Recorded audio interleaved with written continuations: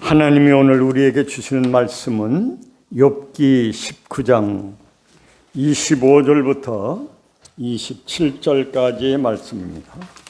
내가 알기에는 나의 대속자가 살아계시니 마침내 그가 땅 위에 서실 것이라. 내 가죽이 벗김을 당한 뒤에도 내가 육체 밖에서 하나님을 보리라. 내가 그를 보리니 내 눈으로 그를 보기를 낯선 사람처럼 하지 아니할 것이라. 내 마음이 초조하구나. 아멘. 살아계셔서 변함없이 저희들을 사랑해 주시고 축복해 주시는 하나님 아버지, 오늘도 가까이 오게 하사 주의 뜰에 거하게 하셨사오매 성삼위 하나님 임재하시고 저들에게 말씀하여 주시고 또 하늘문 여시고 축복하여 주셔서 영육간에 소생하는 은혜를 허락하여 주시옵소서. 말씀을 통하여 오늘 무슨 말씀을 주시든지 그 말씀 속에 하나님의 진리를 발견하고 기뻐하며 돌아갈 수 있는 저들이 되게 하여 주시옵소서. 미사오고 예수님의 이름으로 기도하옵나이다. 아멘. 오늘은 부활신앙이라고 하는 것은 무엇인가, 그리고 부활신앙이 가진 위대함이 무엇인가, 이 두 가지 관점에서 말씀을 살펴보려고 합니다. 불신자들이 이 기독교의 신앙을 받아들이지 못하고 배척하는 이유 중에 이 두 가지가 항상 앞장을 섭니다. 첫째는 그리스도의 동정녀 탄생입니다. 처녀가 어떻게 아이를 낳을 수 있느냐? 그건 말이 안 된다. 기독교에서 기독교인들은 동정녀 마리아에게서 남자 없이 아이가 태어났다고 그렇게 얘기하는데 그 동정녀 탄생을 어떻게 믿을 수 있느냐? 그 이해가 안 된다. 그러면서 기독교 신앙을 배척합니다. 그리고 두 번째가 그리스도의 부활입니다. 죽은 자가 다시 살아났다 라고 하는 것을 어떻게 그걸 믿으라고 하느냐. 그래서 이성적으로 생각해봐도 과학적으로 생각해봐도 이게 이해가 안 된다. 그래서 불신자들은 이 기독교 신앙을 받아들이려고 할 때에 제일 먼저 이게 걸리는 것이 장벽이 그리스도의 동정녀 탄생, 그리스도의 부활입니다. 여러분들은 예수 믿을 때에 어떻게 이 문제를 해결하셨나요? 처음부터 그게 믿어지던가요? 여러분들은 쉽게 그걸 받아들였는지 모르지만 저 같은 경우에는 좀 사람이 좀 우둔해서 그게 받아들이기가 쉽지 않더라고요. 처녀가 어떻게 아이를 낳는다고 하느냐? 그 과학적으로 그 생각해봐도 그거 증명할 수 없는 일이고 이성적으로도 그 비이성적이다. 죽은 자가 어떻게 다시 살아난다고 하느냐? 그걸 어떻게 믿으라고 하느냐? 그게 말이 되나 그게? 응? 그래 그게 안 믿어지더라고. 받아들여지질 않아요. 그래서 이 불신자들이 기독교와 이렇게 충돌하는 그 원인 중에 이 두 가지가 항상 걸립니다. 그래서 어떤 사람들은 심지어 말하기를 이 기독교인들은 참 어리석은 사람들이다. 믿을 수 없는 것을 믿으라고 하니까 저 사람들은 좀 이상한 사람들이다. 불신자들이 우리 기독교인들을 볼 때는 좀 모자라는 사람들, 이상한 사람들, 그 비과학적인 사람들, 그렇게 보기가 쉬운 거죠. 그렇기 때문에 예수 믿는 사람들을 핍박합니다. 이 예수 믿는 사람들은 좀 이상해. 자, 그런데 여러분, 이 그리스도의 동정녀 탄생과 그리스도의 부활을 믿습니까? 아멘. 여러분들은 주저함 없이 아멘하고 받아들이는데 그렇게 되기까지가 쉽지 않다는 거죠. 근데 저도 참 이게 어려웠었는데 어느 순간에 이게 받아들여졌어요. 그리고 믿어졌어요. 어떻게 그게 가능하냐? 말로 설득해서 그게 될까요? 과학적으로 증명한다고 그게 될까요? 증명할 수도 없지만 그런데 이게 마음에 늘 이게 퀘션 마크고 의문이지만 성령께서 내게 오시고 성령께서 나를 거듭나게 하시고 성령이 감화하시고 감동하시니까 이게 믿어졌어요. 어느 순간에. 인간적으로는 안 믿을 수가 없는데 성령님이 오시니까 이게 저절로 믿어지는 거예요. 보이지 않는 하나님이 보이듯이 믿어지고 하나님이 천지 만물을 창조하신 것이 믿어지고 동정녀 마리아가 예수님을 잉태했다는 것이 그냥 저절로 믿어졌어요. 그리고 예수님이 죽은 자 가운데 부활하셨다는 것도 저절로 믿어졌어요. 이게 성령님이 스승이 되셔서 성령님이 깨닫게 하시니까 이게 믿어지더라고요. 그 말이죠. 그래서 이 기독교 신앙이라고 하는 것은 어떤 과학의 영역, 이성의 영역을 뛰어넘는 아주 신비로운 영역이라고 할 수 있습니다. 이게 머리로 해결되는 문제가 아니에요. 과학으로 해결되는 문제가 아니에요. 그래서 성령께서 오셔서 강권적으로 나를 변화시키고 나에게 감화하시고 감동하시면 이건 뭐 설명이 필요 없는 거예요. 저절로 믿어지는 거예요. 믿어지는데 어떻게 하는 거예요? 그래서 기독교 신앙이라고 하는 것은 히브리서 11장 3절에 말한 것처럼 믿음으로 모든 세계가 하나님의 말씀으로 창조된 것을 보여주고 있다 그랬어요. 믿으면 보여진다는 거예요. 믿으면 이게 증명할 수가 있다는 거예요. 그래서 이 믿음이라고 하는 것이 이렇게 위대하고 그 믿음은 결국은 하나님께서 은혜로 주시는 것이고 그것은 축복이라는 것이죠. 내가 믿음을 가지려고 막 이렇게 노력해서 내가 믿음을 얻어야 되겠다. 물론 그런 노력 필요하지만 그러나 근본적으로는 하나님께서 그 은혜를 주셨다는 거죠. 그래서 히브리 11장에는 믿음으로 모든 세계가 하나님의 말씀으로 창조된 것을 알게 되어지고 믿으니까 보여지게 되고 믿으니까 확신을 가지게 되고 그리고 히브리 11장 6절에 보면 믿음이 없이는 하나님을 기쁘시게 하지 못하나니. 자, 그래서 기독교 신앙이라고 하는 것은 위로부터 주어지는 것, 하나님께서 선물로 주시는 것, 그래야 믿어지고 보여지고 느껴진다는 거예요. 자, 그러면 오늘은 이 부활신앙, 이 부활신앙이라는 것이 무엇이고 또 부활신앙이 가진 위대함이 무엇인가 오늘 두 가지 관점에서 말씀을 생각하려고 하는데 이 부활신앙이라고 하는 것은 글자 그대로 죽은 자가 다시 살아나는 것을 믿는 신앙입니다. 나사로가 죽었습니다. 예수님께서 오셨을 때 이미 나흘이나 되었습니다. 이 마리아 마르다 자매가 말하기를 예수님 좀 일찍 오셨으면 좋았을 텐데 썩어서 이미 냄새가 납니다. 완전히 생명이 끊어졌고 죽었습니다. 부패했습니다. 근데 예수님이 살리셨어요. 이게 부활이에요. 그냥 목숨이 좀 붙어 있는데 이렇게 소생하는 거 그런 게 아니고 완전히 죽었는데 목숨이 끊어졌는데 다시 살아나는 것이 부활인 줄로 믿습니다. 이건 기적이에요. 이건 하나님만이 하실 수 있는 거예요. 자, 그러면 구약의 성도들도 부활신앙을 가지고 있었을까요? 어떻게 생각하십니까? 구약의 성도들도 부활을 믿었을까요? 믿었을 것 같기도 하고 안 믿었을 것 같기도 그러죠. 근데 성경을 자세히 보면 구약 시대에도 신실한 성도들은 부활을 믿었습니다. 믿었어요. 신약의 성도들만 부활을 믿은 것이 아니고 구약의 성도들도 부활을 믿은 줄로 믿습니다. 자, 대표적인 사람이 누구냐 하면 아브라함과 다윗이에요. 자, 아브라함 같은 경우에는 히브리 11장 19절에 보면 그 아들 이삭을 제물로 바칠 때 죽은 자를 다시 살리시는 하나님을 믿음으로 드렸다 그랬어요.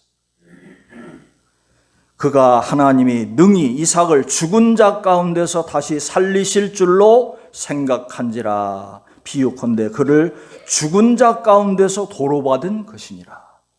자, 아들 이삭을 제물로 드려도 번제물로 드려도 하나님이 다시 살려주실 것을 믿었다는 거예요. 부활을 믿었다는 거예요. 그래서 이 아브라함은 그 부활 신앙으로 기꺼이 하나님 앞에 제물로 아들을 드릴 수 있는 그런 행위를 했다는 것이죠. 다윗 같은 경우에 보면 시편 16편 10절에 보면 주께서 내 영혼을 음부에 버리지 아니하시며 주의 거룩한 자로 썩지 않게 하실 것임이니이다. 내가 여기에 주의 거룩한 자로 썩지 않게 하실 것을 믿는다는 것은 하나님이 보내실 메시아가 썩음에 된 바 아니고 거기에서 부활하실 것을, 그러니까 죽은 자 가운데 부활하실 것을 믿음의 눈으로 바라봤다는 거예요, 다윗이. 또 그 믿음 안에서 자기도 부활할 것을 믿었다는 것이죠. 자, 그리고 오늘 본문에 보면 욥이라고 하는 사람, 오늘 욥기 19장 25절에 보면 내가 알기에 나의 대속자가 살아계시니, 대속자가 살아계신다. 이게 대속자라는 말은 참 중요한 말인데요. 한번 따라합시다. 대속자. 나의 대속자. 대속자를 영어로 리디머라고 하는데, 리딤이란 말은 이 값을 치르고 사준다는 말이에요. 우리가 허물과 죄로 죽었던 인생들이고 다 사탄의 종로로 하던 존재들인데 하나님께서 대가를 지불하시고 독생자의 대가를 지불하시고 우리를 죄 가운데 사주셨단 말이에요. 그 대속자가, 나의 대속자가 살아계신다. 벌써 욥이라고 하는 사람은 이런 차원의 믿음을 가진 사람이에요. 그래서 말하기를 후일에 그가 땅 위에 서실 것이라.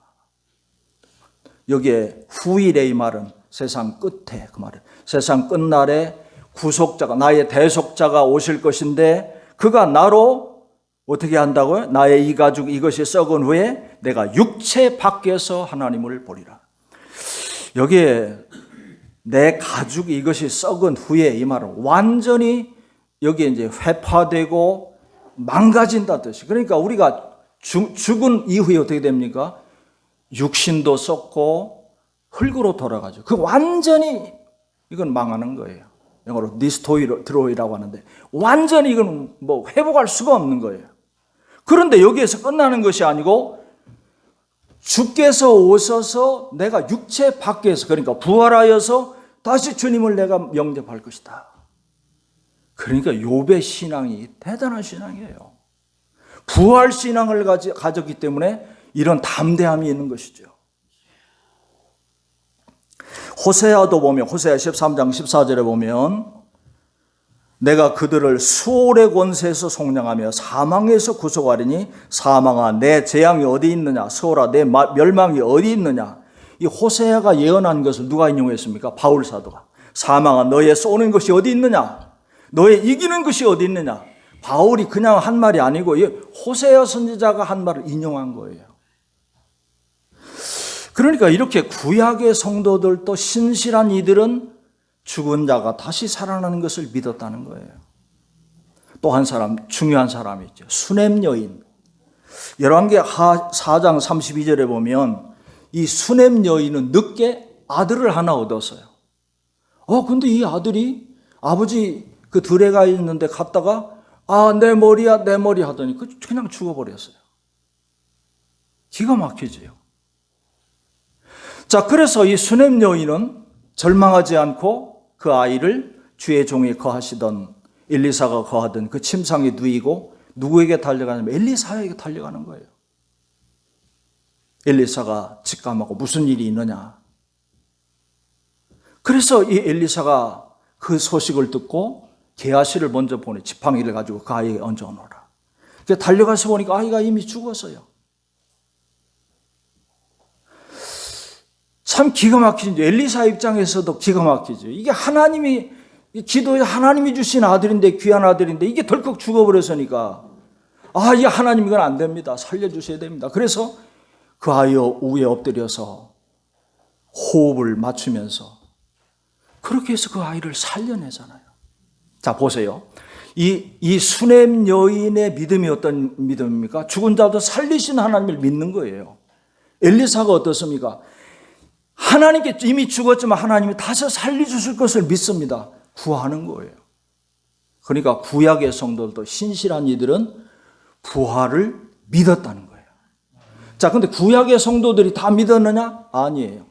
바리새인 같은 사람들은 안 믿었어요. 마태복음 22장에 보세요. 바리새인 같은 사람, 유대인이지만 죽은 자가 어떻게 살아납니까? 이렇게 나오잖아요. 그러니까 구약이나 신약이나 부활을 다 믿는 게 아니고, 지금도 기독교인이라고 다 믿는 거 아니에요. 저 자유주의 신학 일어난 사람들은 안 믿어요. 안 믿어요. 신실한 신앙이들은 구약시대나 신약시대나 부활을 믿습니다. 죽은 자를 다시 살리시는 하나님을 믿습니다. 자, 그 다음에 두 번째는 부활신앙은 예수 그리스도로 말미암아 구체적으로 실현됐습니다. 실현이 됐어요.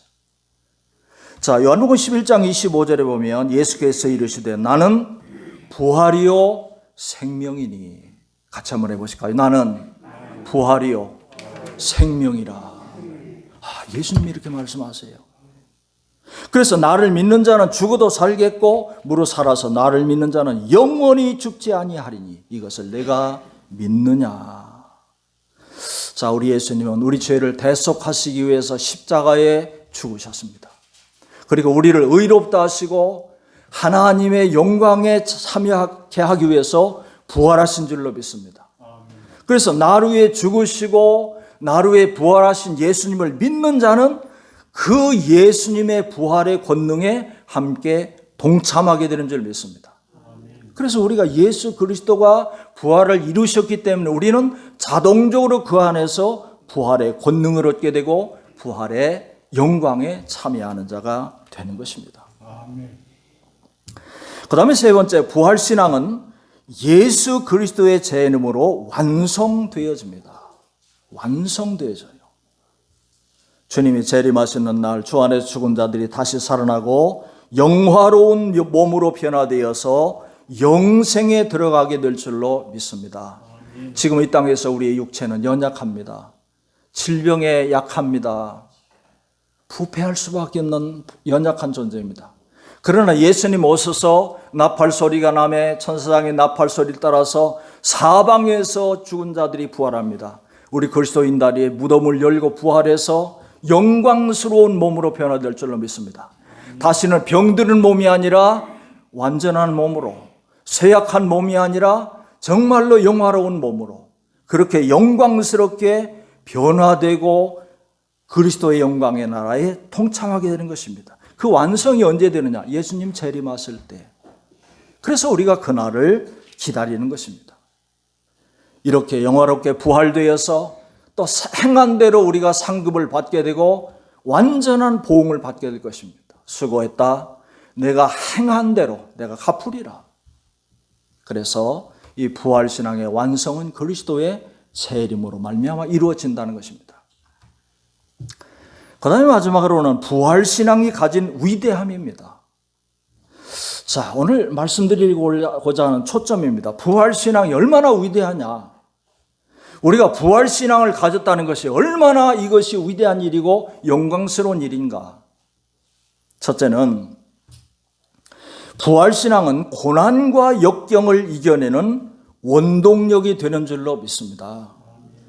이 부활신앙은 정말로 위대합니다. 우리가 세상 살다 보면 누구든지 어려운 일을 만날 때가 있습니다. 수많은 고난과 역경을 거치게 되어집니다. 내가 원치 않는다 할지라도 불청객처럼 찾아오는 것이 고난과 역경입니다. 우리가 다 연약하기 때문에 이런 고난과 역경이 찾아올 때에 때로는 낙심하게 되기도 하고 때로는 슬퍼하기도 합니다. 특별히 큰 고난과 큰 역경이 찾아올 때에 낙심하게 되기가 쉽습니다. 그러나 부활신앙이 확실한 사람은 그 믿음의 힘으로 이 고난과 역경을 이겨낼 줄로 믿습니다. 오늘 대표적인 사람이 누굽니까? 욥이잖아요. 참 욥을 이렇게 욥기서를 읽어보면 사람이 당할 수 있는 극한 어려움을 정말 다 겪은 것 같은 이런 고난을 겪죠. 그래서 그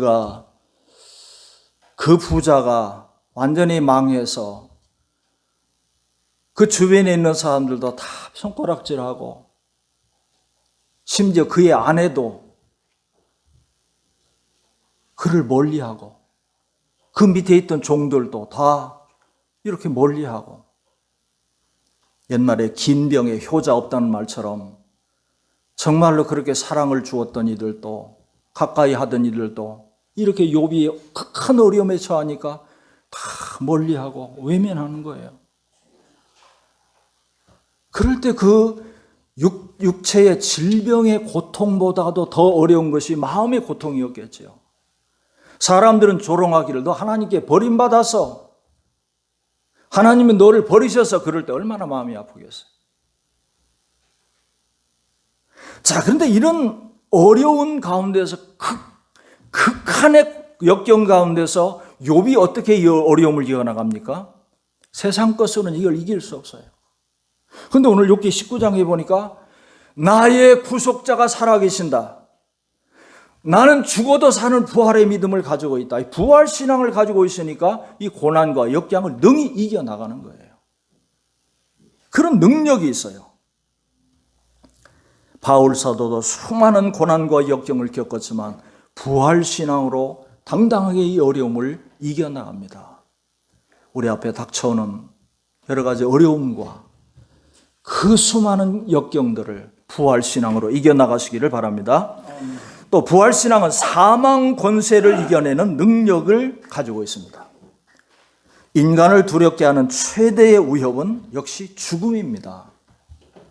그러나 부활 신앙을 가진 신앙인들은 죽음을 두려워하지 않고 오히려 기뻐했습니다. 특히 순교자들을 보면 이 죽음으로 위협할 때에 오히려 그것을 기쁘게, 폴리갑 같은 순교자들을 보면 한마디만 예수를 모른다고 부인하며 살려줄게 라고 할 때에 절대로 그럴 수 없다고. 예수님이 나를 모른다고 하지 아니하셨고 예수님이 지금까지 나를 사랑하시고 함께 하신 내 어찌 주를 부인하리요. 그러면서 기꺼이 불 가운데 순교당하지요. 그래서 히브리 11장 35절에 보면 또 어떤 이들은 더 좋은 부활을 얻고자 하여 심한 고문을 받되 구차히 풀려나기를 원하지 아니하였으며 어떤 이들은 조롱과 채찍질 뿐 아니라 결박과 옥에 갇히는 시련을 받았으며 채찍으로 때리고 불에 태우고 죽인다고 위협해도 이 부활 신앙을 가진 사람들은 그 사망 권세를 이겨냈다는 것입니다. 사탄은 자신이 가진 최대 무기인 사망 권세를 가지고 인간을 위협합니다. 언제든지 세상 끝날까지 그럴 거예요. 그 사탄은 사망 권세를 가지고 인간을 위협해요. 그래서 우리 인간은 연약하기 때문에 이 죽음 앞에 두려움을 가질 수밖에 없어요. 이건 믿는 사람이나 믿지 않는 사람이나 마찬가지예요. 우리가 믿는다고 하지만 노년이 되어서 어떤 경우에 보면 살 만큼 살아서 이제 오늘 죽어도 뭐 여한이 없을 그런 나이가 되었음에도 막상 죽음의 그늘이 덮여올 때에 막상 어떤 질병의 고통이 찌르는 것이 올 때에 당신 암이요 3개월밖에 못 삽니다 이런 선언이 떠졌을 때 두려운 마음이 생기는 거예요. 신앙이라도. 그래서 이 사망 권세라고 하는 그렇게 강력한 힘을 가지고 있는 거예요. 얼마 전에 저를 위해서 늘 기도해 주시던 이제 평생 홀로 그렇게 사역을 하셨던 전도사님이 계신데 세상을 떠나셨어요. 젊으셨을 때는 참 장부였어요. 대단한 믿음을 가지신 그런 분인데 이제 94세 세상을 떠나셨나 제천에서 마지막으로 떠나셨는데 그 목사님 얘기를 들어보니까 그 이제 참 어려움을 그렇게 겪으셨대요. 그래서 전사님이 정말 어떻게 목회하셨어요? 그러니까 막 어떤 전도사님이라고 할 수 없을 정도로 그렇게 막 약해지셔가지고 그 사망의 그늘이 그렇게 더 들여오니까 막 두려워하고 뭐 그러셨던 것 같아요. 그래 막 이렇게 예배 드리고 막 그러셨다고 하던데, 믿는 사람이라도 어쩔 수 없는 것 같아요. 마지막 그 사망의 그늘이 그 어둠의 그늘이 닥쳐올 때에, 그 막 질병의 고통이 닥쳐올 때에 두려운 것은 마찬가지인 것 같아요. 자, 근데 우리가 불신자들과 다른 점이 뭡니까? 뭘 가지고 있어요, 우리가? 부활신앙을 가지고 있잖아요. 그래서 바울은 뭐라 합니까? 사망아, 너의 쏘는 것이 어디 있느냐? 너의 권세가 어디 있느냐? 예수님의 부활 권세를 가지고 사망 권세를 이긴 줄로 믿습니다. 그래서 우리가 불신자들과 다른 점은 죽음 앞에서도 우리가 부활 신앙을 부여잡고 항상 올 테면 와라. 그래서 이 암 선고를 받아도 주여 감사합니다. 같이 한번 해봅시다. 감사합니다. 제 믿음의 선배인 우리 아시는 분도 계실 거예요. 김진곤 목사님이라고 계신데 이미 세상을 떠나셨어요. 근데 그거는 이제 암으로 이제 마지막 고통을 당하시는데, 그때 우리가 이제 동역자들이 이렇게 문병을 갔는데 얼마나 고통스러워요. 근데 주여 감사합니다 그러시더라고. 고통이 오니까. 그래서 참 과연 주의 종답구나 그런 생각을 했는데, 이 마지막 사망 고통이 이 찌르는 것이 있을 때 오히려 기뻐하고 또 즐거워하시길 바랍니다. 왜냐하면 이 고통과 죽음과 생로병사, 그리고 죽음과 그 뒤에 부활과 영생은 한 세트예요. 하나님이 주신 선물이에요. 그렇기 때문에 이거는 누구나 다 당하는 것이고, 우리가 불신자들과 다른 것은 우리에게 부활의 신앙이 있다는 거예요. 마지막으로 부활신앙은 영생을 보장받는 기초가 되어집니다. 따라합시다. 영생을 보장받는 기초가 되어진다. 자, 십자가 고난 뒤에는 부활의 영광이 있고, 부활의 영광과 함께 영생이 보장되는 줄로 믿습니다. 그래서 이 십자가와 부활과 영생은 이건 하나님의 계획 속에서 우리에게 주어지는 이게 하나의 보장이 되는 거예요. 그래서 죽음이라고 하는 것이 대단한 것이긴 하지만, 그러나 그것이 그렇게 염려할 것은 아니다. 그렇게 굉장한 것은 아니다. 그보다도 굉장한 것은 부활신앙이다.